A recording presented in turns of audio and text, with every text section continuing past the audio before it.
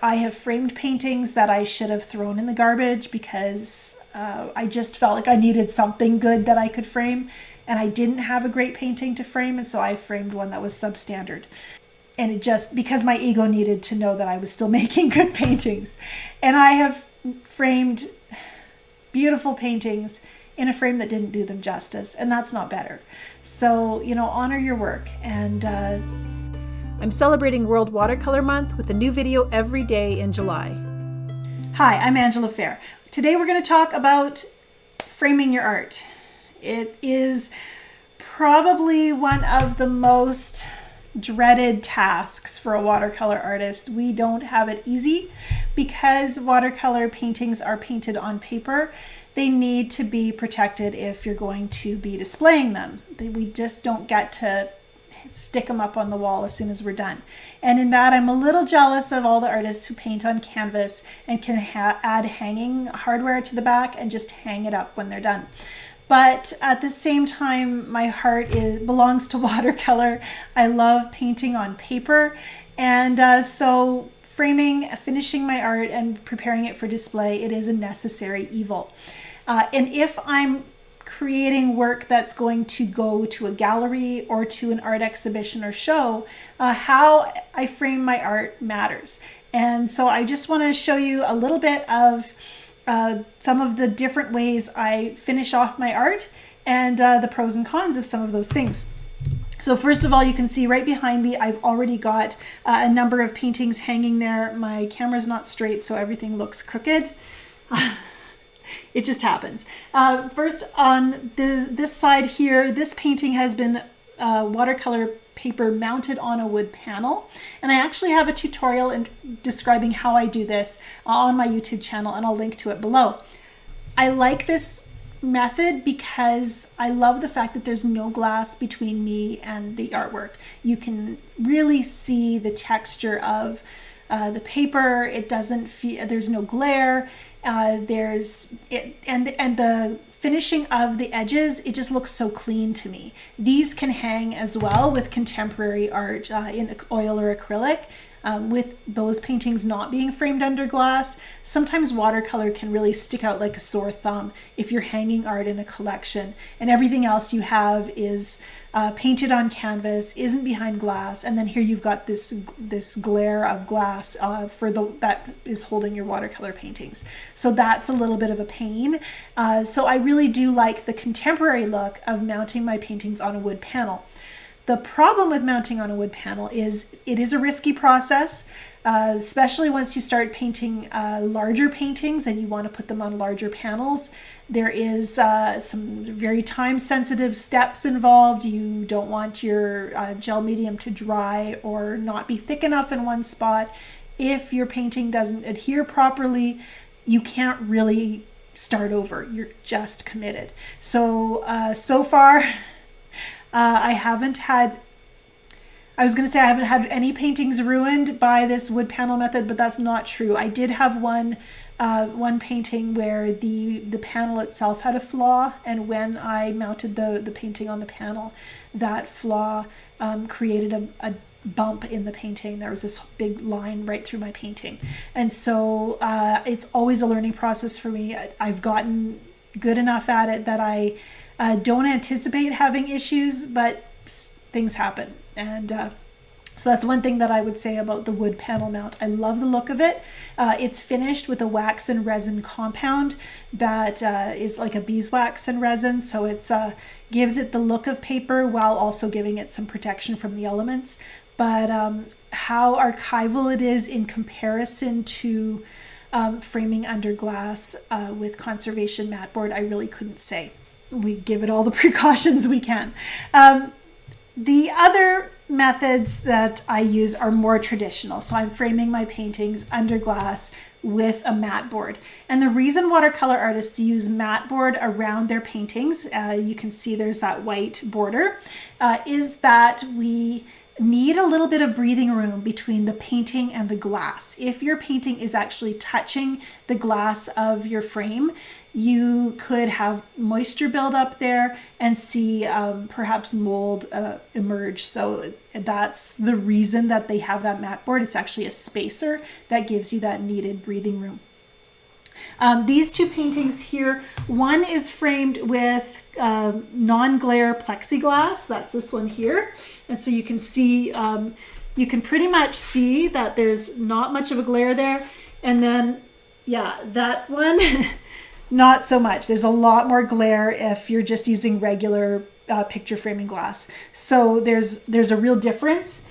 And I think that one on the far end as well is also the non-glare plexi.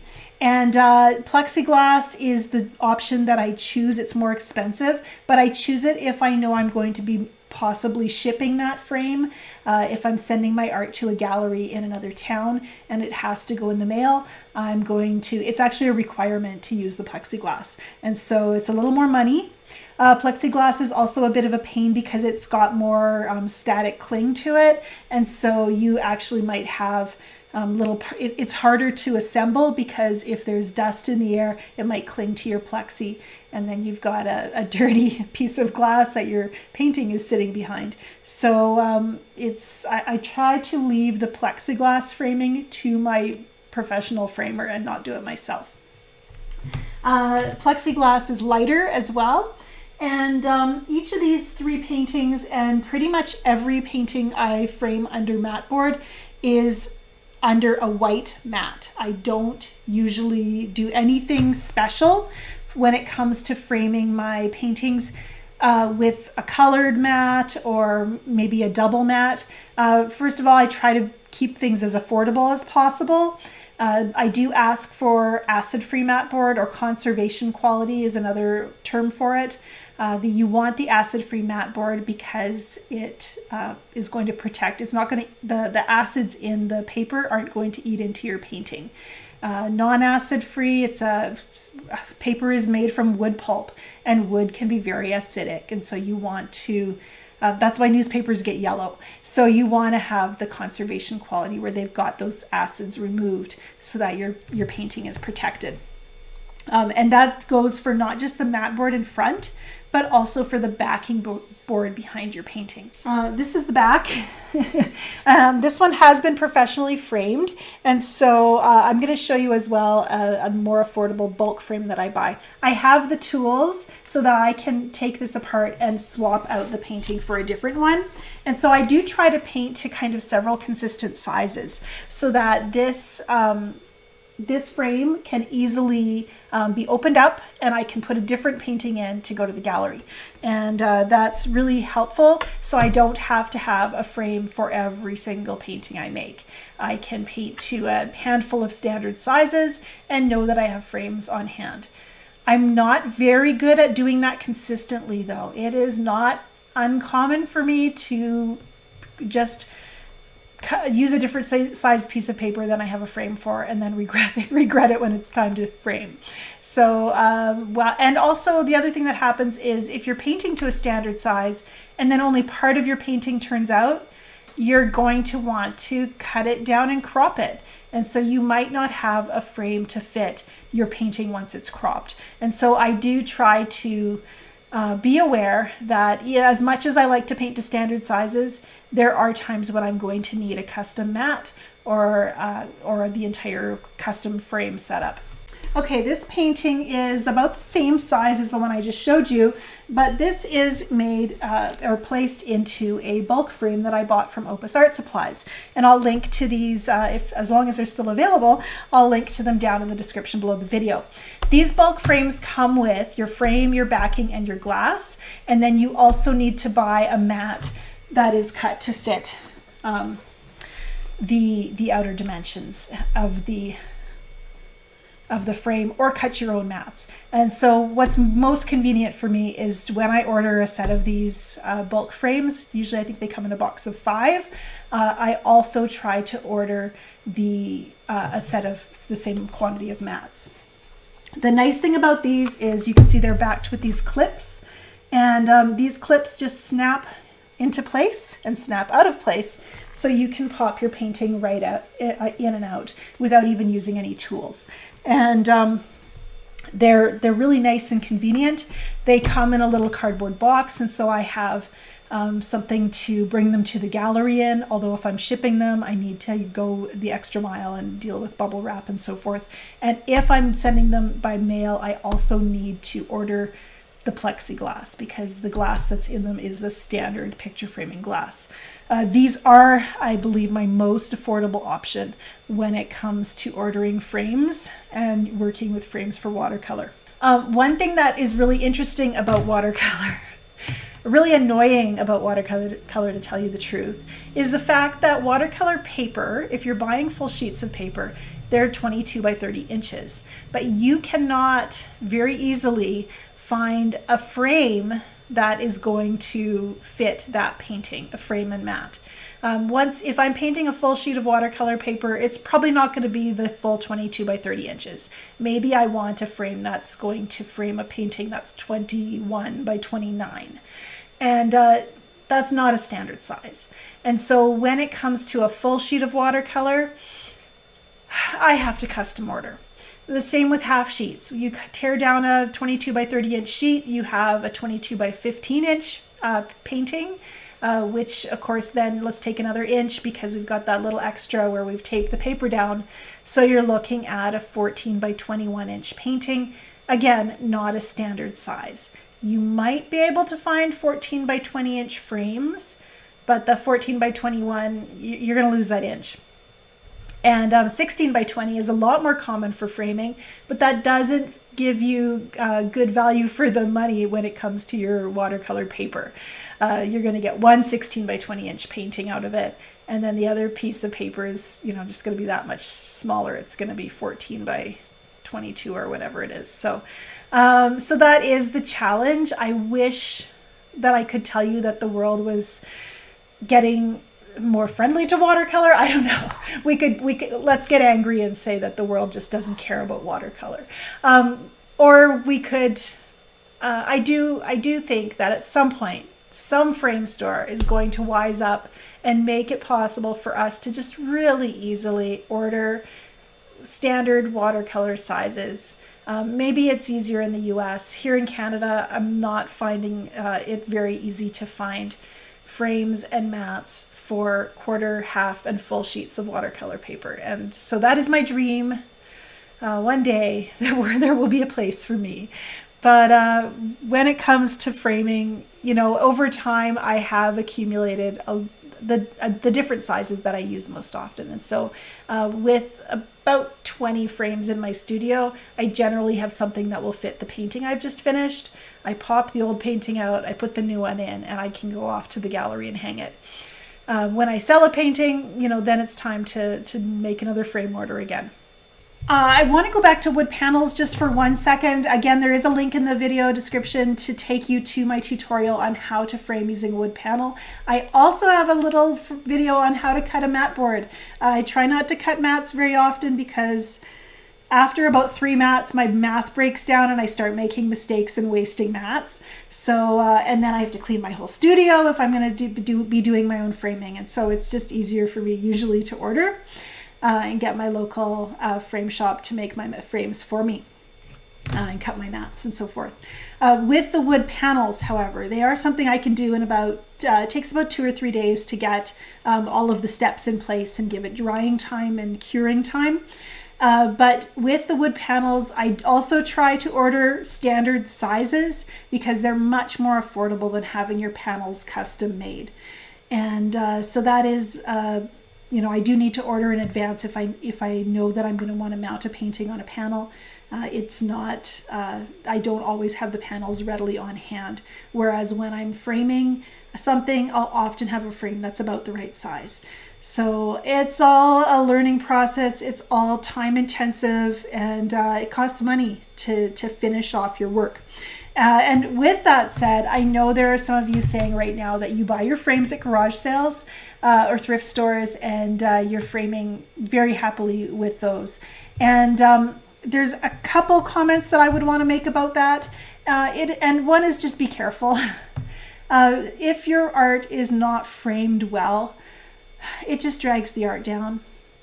So you can find beautiful frames secondhand, but make sure that they fit the painting that you're in style as well as in size. Make sure that they're a good look for your watercolor painting. You don't want someone's first impression of your painting to be, oh, they bought a cheap frame, or oh, they have this, beat up old non-matching frame that they threw it in. It's not a professional look, and it makes it look like you don't take your art very seriously. So do value your work enough to frame it well if you can. And make sure your frames, if you're reusing frames, make sure they're in good repair. I have had to replace glass when I've been recycling these frames and putting a new painting in. The glass often gets chipped in transit, the corners, any little impact, and you could chip a corner, and even though it's just a tiny little chip, someone's going to notice it in the gallery. Swap out the glass and put a fresh piece in. And that's another reason why I don't use the colored mats, is because when I was first painting, I loved all of the different colors that were available, and I happily chose mats to fit my paintings. I had this one painting that had this most beautiful velvety salmon colored mat. It was the perfect color for that floral painting. And I look at that now and it is so dated. It just brings me right back to 1998. And so I spent a lot of money on that mat, and I don't get to use it now because maybe one day it will come back around in style. But at this point, it's just not a good fit. Whereas the white mat, it's a clean, classic look. Most competitions will actually require that you have just a simple white mat in your painting and a basic, like a simple, clean metal frame, just like the ones I've shown here. You can buy wood frames. They're more money, which is the main reason why I end up usually choosing the metal frames. So this has been probably more detailed than you needed, perhaps, but I really want to, talk about some of the whys when it comes to framing. And I just want to go back to this for a second. I really believe at the end of the day that you want to honor the work that you're making. And I have framed paintings that I should have thrown in the garbage because I just felt like I needed something good that I could frame, and I didn't have a great painting to frame, and so I framed one that was substandard. And it just, because my ego needed to know that I was still making good paintings. And I have framed beautiful paintings in a frame that didn't do them justice, and that's not better. So, honor your work. Try to make it as easy as possible for you to get your art in a display. So the bulk frames for me have been the most effective, and I really try to paint to fit those frames because I know I have them on hand. They're easy to mount, and then I'm all set. And with the wood panels, it's the same thing. It seems to me like when I look at a finished painting, I can get a sense on whether I'd like to see it framed traditionally behind glass, or if it would suit a wood panel mount. Generally, I have a sense about it, and so I choose whichever one the painting is asking for. But sometimes it takes me years before I get something framed if it's not the right size for what I have in stock. And it's just not fun. So that's just something to think about as you think about displaying your work. As you prepare perhaps for a competition or a show, try to have a frame on hand so you don't have to be hung up and waiting for something to come in on order. And you're all set, and you can take your art and share it with the world. Thanks for watching. I'll be back tomorrow with more watercolor advice you can learn from. Don't forget to include the hashtag World Watercolor Month when you participate and post watercolor art in July.